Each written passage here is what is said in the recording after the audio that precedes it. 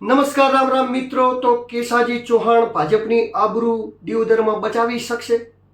આ શો સાથે આપણે આજે વાતચીત કરવાના છીએ કે દિયોદર વિધાનસભાની અંદરથી કોને મળવા જઈ રહી છે લીડ, કોને લીડ મળશે અને કોણ બનાસકાંઠાની ગાદી પર રાજ કરશે, એ લઈને એપિસોડ આપણો આગળ ચાલી રહ્યો છે. તો સર્વ મિત્રો મારી સાથે જોડાઈ જજો અને હું જે ગ્રાઉન્ડ ઉપર જે રિપોર્ટિંગ કર્યું છે એ રિપોર્ટિંગના આધારે આપણે માહિતી આપવા જઈ રહ્યો છું કે બનાસકાંઠાની ધરતીની અંદર આ વખતે કંઈક નવા જૂનીના એધાણ સાફ દેખાઈ રહ્યા છે. લોકો બહાર આવીને બોલવા નથી લાગતા, પણ અંદર એમને કંઈક એવું થઈ રહ્યું છે કે બનાસકાંઠામાં આ વખતે કંઈક નવા જૂની થઈ શકે છે.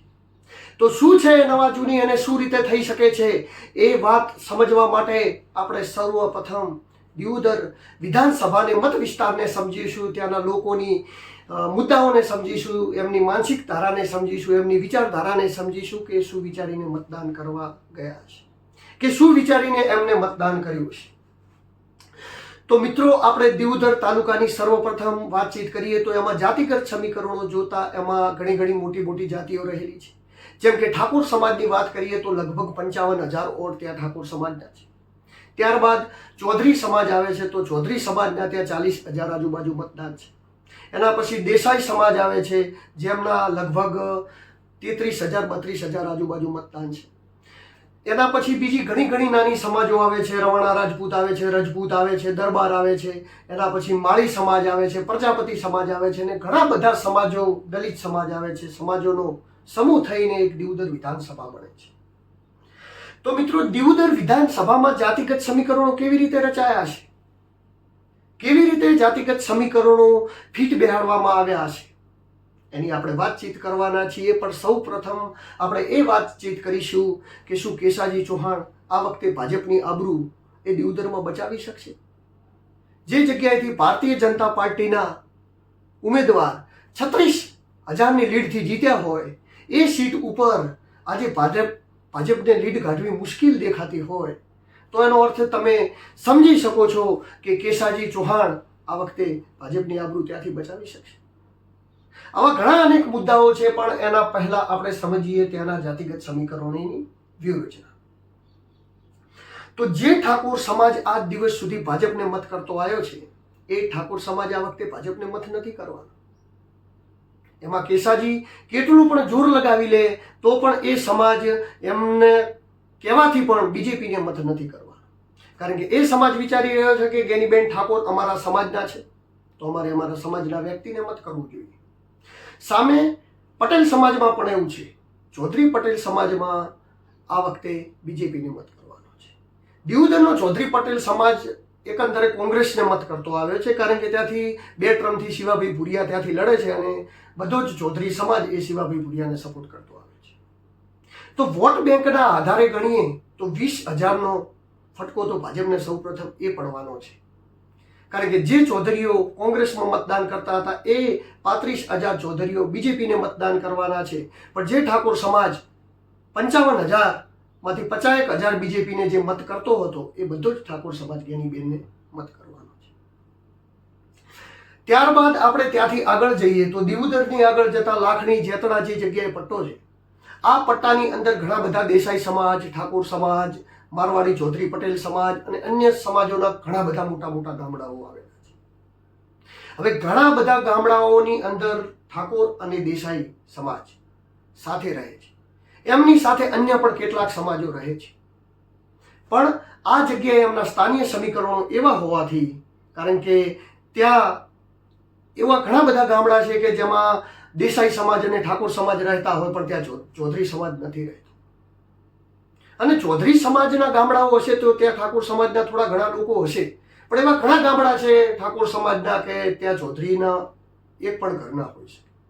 હવે આ બધી જ જાતિગત સમીકરણો સમજતા જ્યારે નાની ચૂંટણીઓ આવે છે, તાલુકા પંચાયત, જિલ્લા પંચાયત, સરપંચ, આ બધી જે ચૂંટણીઓ આવે છે, આ બધી જ ચૂંટણીઓની અંદર સ્થાનીય સમીકરણો બહુ મહત્વનો ભાગ ભજવતા હોય છે. અને આ સ્થાનીય સમીકરણો શું મહત્વનો ભાગ ભજવતા હોય છે? જેમ કે ઠાકોર સમાજ ને દેસાઈ સમાજનું ગામ હોય તો એકવાર આ સમાજના લોકો સરપંચ રહેતા હોય, એકવાર આ સમાજના લોકો સરપંચ રહેતા હોય. તો એ રીતે નાનો જે રાજકીય ઘરોબો એકબીજી જાતિ સાથે જે સંકળાયેલો છે, એ જ ઘરોબે શિવાભાઈ ભુરિયાને 36,000ની લીડથી હરાવ્યા અને માવજીભાઈ દેસાઈને અપક્ષ ધારાસભ્ય બનાવ્યા. એ જ કુંભો જે જગ્યાએ ધાનેરા અને દિયોદરની સેન્ટરમાં જે 70,000 મત દેસાઈ સમાજના છે અને એ જે ગામડાઓમાં ઠાકોર સમાજના મત છે, એ જે સિચ્યુએશન 2022માં હતી એ સેમ સિચ્યુએશન આ વખતે ગેનીબેન તરફ હોય એવું દેખાઈ રહ્યું છે. આ હું નહીં કહેતો, આ ત્યાંના લોકો કહે છે. એમના જોડે જે વાતચીત કરીને જે જાણ્યું છે એ હું કહું રહું છું. તો સૌથી મહત્વનું પરિબળ છે દિયોદર વિધાનસભાની અંદર ઠાકોર સમાજ મોટી બહોળી પ્રમાણમાં છે, ચૌધરી સમાજ છે, પછી દેસાઈ સમાજ છે. હવે દેસાઈ સમાજનો સપોર્ટ સીધી લાઈનમાં ગેનીબેનને જાય, આ એમાંથી 60-70% મતો પણ એ તરફ જાય તો ત્યાં કોંગ્રેસ એક તો થોડી ઘણી લીડમાં આગળ હતી અને થોડી ઘણી આગળ નીકળી જાય.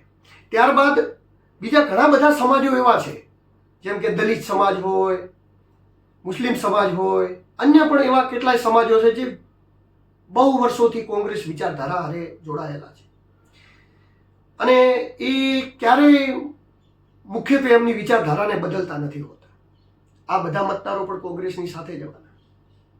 ત્યારબાદ જે ભાજપની કોર વોટ બેંક છે, માળી સમાજ હોય, પ્રજાપતિ સમાજ હોય, આવા ઘણા બધા નાના મોટા સમાજો ગામોમાં રહેતા હોય છે અને વિરવિખૂર રહેતા હોય છે. આ બધા જે સમાજો છે એ મુખ્યત્વે ભાજપને સપોર્ટ કરવાના અને એમને મોટા ભાગના મત ભાજપમાં જ જવાના છે. પણ ત્યાં પણ ક્યાંક એવી વાત સાંભળવામાં આવે છે કે ગેનીબેનના પ્રશ્ન સંબંધના લીધે, એમના આવરા જવરાના લીધે, એમના નામના લીધે થોડો ઘણો ફાયદો એમને એ પણ થઈ શકે છે. પણ એ મારું માનવું છે કે ઝાઝો ફાયદો થઈ શકે નહીં. તો દિયોદર વિધાનસભાની અંદર સૌથી મોટો કયો ફાયદો આ વખતે કોંગ્રેસને થઈ શકે એમ છે અને ભાજપને નુકસાન કરાવી શકે એમ છે, તો એક જ છે કે ક્ષત્રિય સમાજ. ત્યાંનો ક્ષત્રિય સમાજ ભલે ભાજપ સાથે વધારે જોડાયેલો છે, કોંગ્રેસ સાથે બી જોડાયેલો છે, પણ ભાજપ સાથે ત્યાંનો ક્ષત્રિય સમાજ ખૂબ જ જોડાયેલો છે.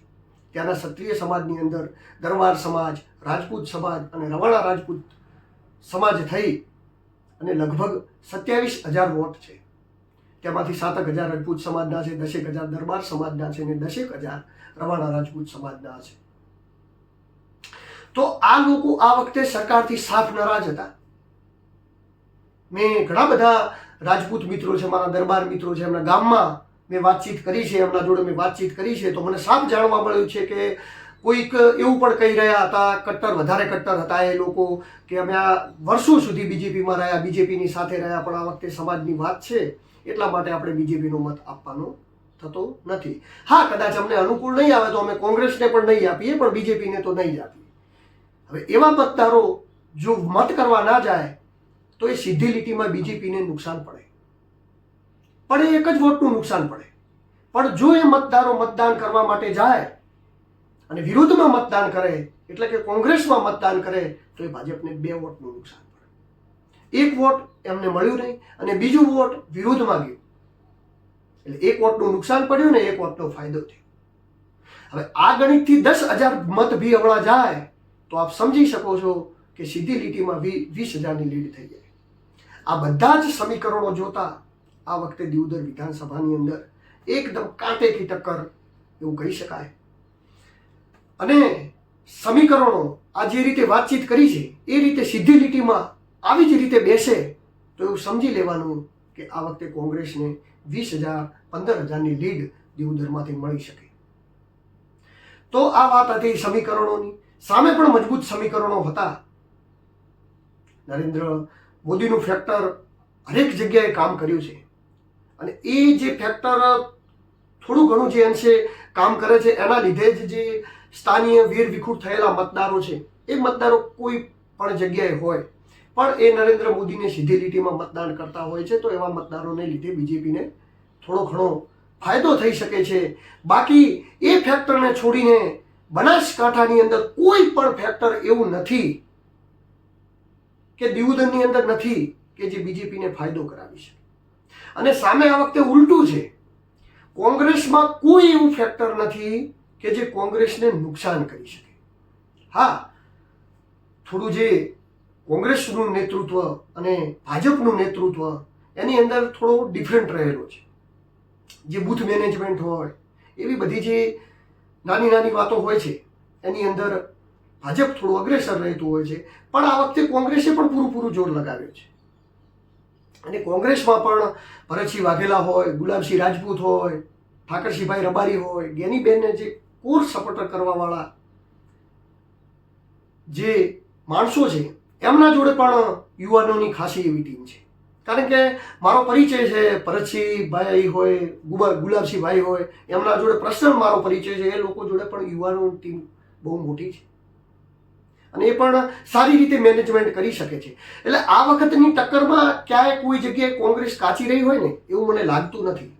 હવે શું થવાનું છે આવનારા સમયમાં એ તો આવનારો સમય જ બતાવશે. પણ મિત્રો, જે રીતે મેં તમને આજે દિયોદર વિધાનસભાની વાતચીત કરી એ રીતે બનાસકાંઠાની બધી જ વિધાનસભામાં કોને લીડ મળવાની છે એ હું આપને બધાને વિસ્તારવાર સમજાવવાનો છું અને આવી રીતે મારા વિડીયોના માધ્યમથી દરેક વિડીયોમાં હું આપ માટે અવનવા વિડીયો બનાવી અને આવી માહિતી આપ માટે લાવતો રહીશ. તો પ્લીઝ મારી ચેનલને લાઈક કરજો, સબસ્ક્રાઈબ કરજો. રામ રામ, નમસ્કાર.